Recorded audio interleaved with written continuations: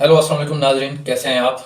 आज मैं एक न्यू टॉपिक के साथ हाजिर हुआ हूँ। जैसा कि हम आए रोज़ मुख्तलिफ अखबारात में देखते हैं कि फ़लाँ जगह पे पुलिस मुकाबला हुआ जिसमें एक या दो डाकू या तीन डाकू पुलिस की फायरिंग से हलाक हो गए, या सम टाइम हम ये देखते हैं कि डाकू अपने ही साथियों की फायरिंग से हलाक हो गए। उसमें पुलिस की कैजुअलिटीज़ भी होती हैं, जैसा कि कोई ज़ख्मी हो जाता है या कोई शहीद हो जाता है। तो आज मैं आपको बताऊंगा कि ये पुलिस मुकाबला जेली क्या होता है और असली क्या होता है। क्योंकि ज़्यादातर ये होता है कि आवाम सड़कों पे निकल आती है और कहती है, मुतालबा करती है कि हमारा जो है ना बंदा इन्होंने पुलिस ने जेली पुलिस मुकाबले में मारा है, बंदा पुलिस ने गिरफ्तार किया हुआ था इतने दिन से, और उसके बाद जो है ना आज पुलिस ने इसको मार दिया है। तो ये मैं आपको बताऊंगा कि असली पुलिस मुकाबला क्या होता है और जेली पुलिस मुकाबला क्या होता है। और इसके अलावा मैं ये भी बताऊंगा कि पुलिस मुकाबला जो जेली होता है उसकी वजह क्या होती है, क्यों किया जाता है।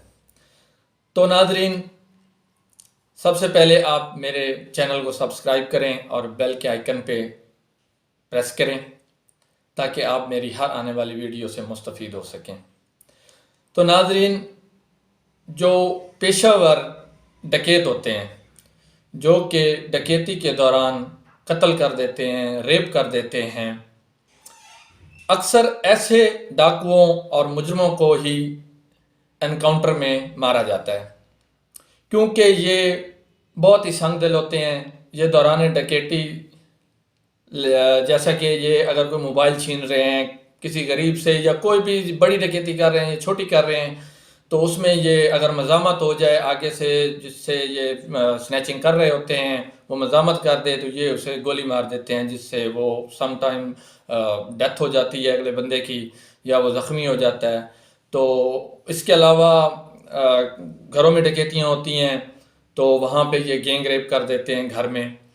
तो ऐसे डाकुओं को पुलिस एनकाउंटर में मार देती है, और ऐसे डाकुओं को मारना भी चाहिए क्योंकि ये माशरे का नासूर होते हैं।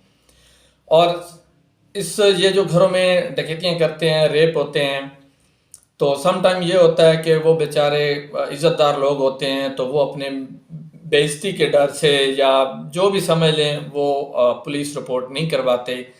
अगर करवाते हैं तो सिर्फ डकैती की करवाते हैं, ये चोरी की करवाते हैं। ये नहीं कहते कि हमारे घर में ख़वातीन के साथ रेप हुआ है। तो इस तरह वो जो है ना मुजरिम कुछ वारदातों में बच जाते हैं।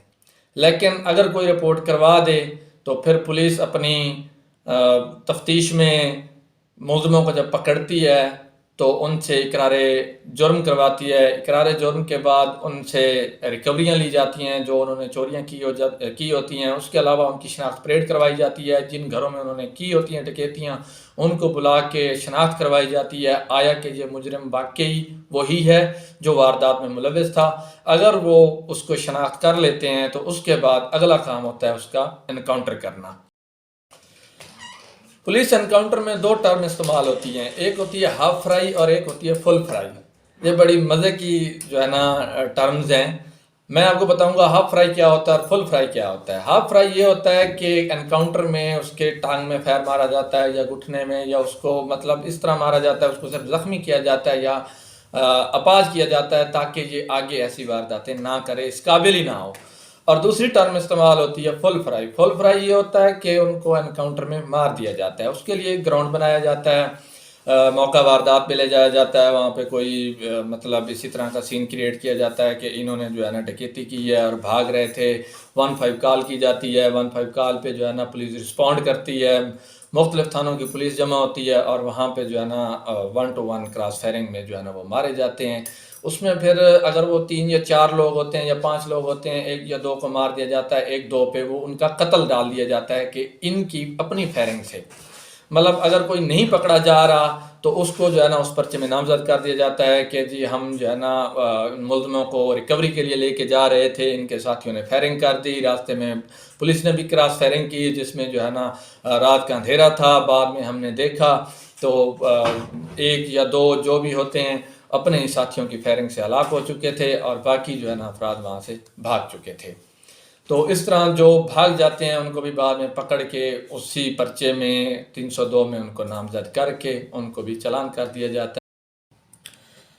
لیکن کبھی کبھار ایسا ہوتا ہے کہ ہم سنتے ہیں کہ کسی بے گناہ کو پولیس مقابلے میں مار دیا گیا ہے، ان کے ورثاء کی جانب سے احتجاج کیا جاتا ہے، روڈ بلاک کیے جاتے ہیں یا عدالتوں میں کیس کیے جاتے ہیں، جیسا کہ آپ نے کچھ سال پہلے سنا تھا کراچی میں ایک سرفراز شاہ کو رینجر کی جانب سے سرعام گولیاں ماری گئی تھیں، جس کی باقاعدہ ویڈیو بھی تھی اور وہ نہتہ تھا۔ اس کے علاوہ ایک پولیس مقابلہ اس میں اسلام آباد میں ہوا، جس میں ایک نوجوان کو روکا گیا گاڑی پہ، وہ نہیں رکا، اس کو پیچھے سے گولی ماری گئی، وہ اس کی ڈیتھ ہو گئی۔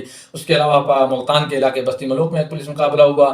تو اس میں پھر یہ ہوتا ہے کہ پولیس کے خلاف انکوائریز ہوتی ہیں، اگر وہ گناہ گار ہوں تو ان کے خلاف مقدمے چلتے ہیں، اور کافی مقدمات میں پولیس کو سزائیں بھی ہوئی ہیں۔ جس طرح آپ نے دیکھا کہ کچھ سال قبل ساہیوال میں سی ٹی ڈی کی جانب سے ایک کار پہ فائرنگ کی گئی، جس میں ایک ٹیررسٹ جو ہے نا ٹریول کر رہا تھا اور ساتھ ایک فیملی تھی، اور وہ سارے لوگ ہی مارے گئے۔ اس کا بھی مقدمہ چلا اور کچھ ملزمان کو سزائیں ہوئیں۔ اسی طرح ملتان کے بستی ملوک میں جو مقدمہ تھا اس میں بھی 3-4 پولیس والوں کو سزائے موت ہوئی۔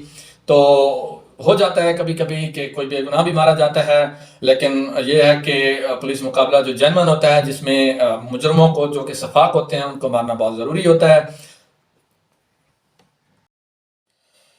ناظرین، آخر میں ہم بات کریں گے کہ یہ شفاق ڈکیت یا قاتل یا مجرم جو ہوتے ہیں، یہ اس نہج پہ کیوں جاتے ہیں کہ وہ دوران ڈکیتی قتل کر دیں یا ریپ کرتے ہیں؟ تو اس کی سب سے بڑی وجہ جو ہے وہ جہالت ہے ہمارے ملک کے اندر، تعلیم کا نہ ہونا ہے، اور دوسری وجہ بے روزگاری ہے۔ جب نوجوانوں کو روزگار نہیں ملتا، ان کو پیسے کی ضرورت ہوتی ہے، تو وہ اس پیسے کے حصول کے لیے اللیگل ویز یوز کرتے ہیں، ڈکیتیاں کرتے ہیں، قتل کرتے ہیں۔ تو اگر ہمارا ملک کا نظام انصاف ٹھیک ہو جائے تو یہ انکاؤنٹر نہ ہوں گے، ان کو باقاعدہ عدالتوں کے حوالے کیا جائے گا، عدالتیں ان کو ایک پراپر طریقے سے سزا دیں گی۔ اور دوسری وجہ کہ اگر ہمارے ملک کے معاشی حالات ٹھیک ہو جائیں تو نوجوانوں کو روزگار ملیں گے، اور ان کے پاس ایسا کوئی راستہ نہیں ہوگا کہ وہ غلط ایکٹیویٹیز میں جائیں اور اس طرح کی غیر قانونی سرگرمیوں میں ملوث ہوں اور ایسے کام کریں۔ تو ناظرین، ہم اگلی ویڈیو میں حاضر ہوں گے ایک نئے ٹاپک کے ساتھ۔ میرے چینل کو سبسکرائب کریں اور لائک کر دیں۔